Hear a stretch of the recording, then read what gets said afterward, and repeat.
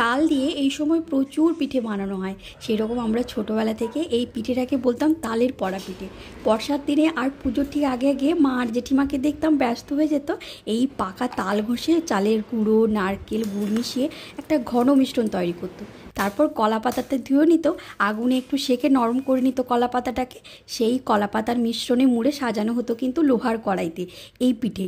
তারপর রাত্রে রান্না হয়ে যেত, রান্না হওয়ার পরে কাঠের উনুনে যেই তাপটা থাকতো সেই তাপেই কিন্তু কলা পাতাটাকে মুড়ে কড়াইটাকে বসিয়ে সারা রাত উনুনে বসে থাকতো। আর ভোরবেলা এত সুন্দর তাল আর গুড়ের গন্ধে ভরে যেত পুরো বাড়িটা। আর আজকে আমি সেই রকম গ্রামের ছোটোবেলার স্বাদ ফিরিয়ে এনেছি আমি আমার রান্নাঘরে, তবে একটু অন্যরকমভাবে। আমি আজকে নিয়েছি তালের রস, চালের গুঁড়ো, নারকেল গুড়, একটু লবণ আর কলা পাতা নেই, তাই আমি আজকে টিফিন কৌটোতে সামান্য তেল দিয়েই কিন্তু বানিয়েছিলাম। 1 ঘন্টা বসিয়ে দিয়েছিলাম, তারপর রেস্ট দিয়েছিলাম 7-8 ঘন্টা। সকালে এত সুন্দর হয়েছে।